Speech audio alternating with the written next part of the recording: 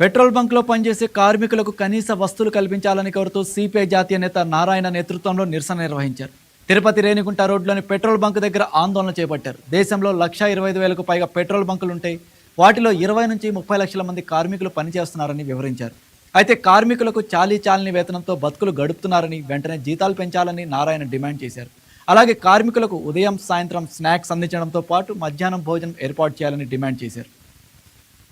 భారతదేశంలో దాదాపు 1,25,000 బంకులు ఉన్నాయని అంచనాకు వచ్చింది. మొత్తం కలిపి దాదాపు 25-30 లక్షల మంది కార్మికులు పనిచేస్తారు. వీళ్ళు కొన్ని చోట్ల అయితే టాప్ ఉండదు రూల్స్ ప్రకారం. ఇది పెట్రోలు, డీజిల్, ఈ గ్యాస్ పనిచేస్తారు. ఆ గ్యాస్ అంతా లోపలికి పీలుస్తారు. వాళ్ళకి బ్రాంకైటిస్, లివర్ ప్రాబ్లమ్స్ ఇవన్నీ వస్తూ ఉన్నాయి. వాళ్ళు ఎప్పుడు నిల్చొనే ఉండాలి తప్ప అలా నిలబడి పనిచేయడానికి వీల్లేదు.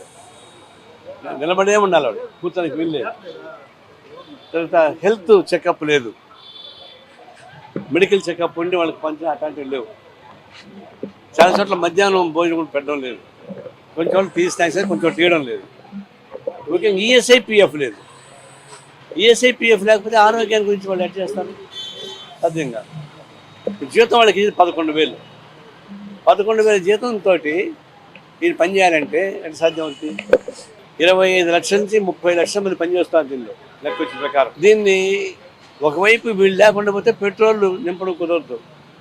పెట్రోల్ లేకపోతే బస్సులు నడవు, కారులు నడవు, స్కూటర్లు నడవు. అంటే ఒక విధంగా మన భారత శరీరంలో నరాలు ఎంత ముఖ్యమో వీళ్ళంతా ముఖ్యం.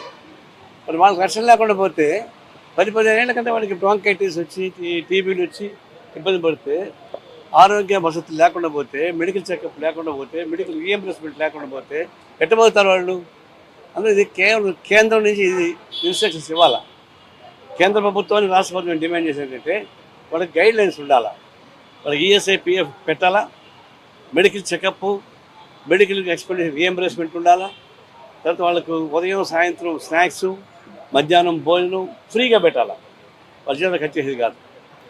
ఈఎస్ఐపిఎఫ్ మినిమం వేజ్ ఉండాలని, అలా వీళ్ళకి ఖర్చులో మినిమం వేజ్ ఉండాలని, 26,000 రూపాయలు ఫిక్స్ చేయించాలని, ఈఎస్ఐపిఎఫ్ ఖర్చు చేయాలని, మెడికల్ చెకప్ ఉండాలని, ఆరోగ్యం సమస్య ఏర్పాటు చేయాలని, మధ్యాహ్నం భోజనం, ఉదయం సాయంత్రం స్నాక్స్ ఉండాలని, రెస్ట్ పీరియడ్ ఎప్పుడు నిల్చొనే ఉంటారు. వాళ్ళు ఖాళీగా ఉన్నప్పుడు కూర్చోడానికి అవకాశం ఉండదు. వీళ్ళ దగ్గర కూర్చొని వద్దంటారు. సుప్రీంకోర్టు చెప్పింది ఖాళీగా ఉన్నప్పుడు కూర్చోవచ్చు కదా, ఎందుకు నిలబెడతారని చెప్పి సుప్రీంకోర్టు చెప్పింది. అలాంటప్పుడు అవన్నీ సౌకర్యం కావాలని చెప్పేసి కోరత ఈరోజు తిరుపతిలో ప్రారంభించాం.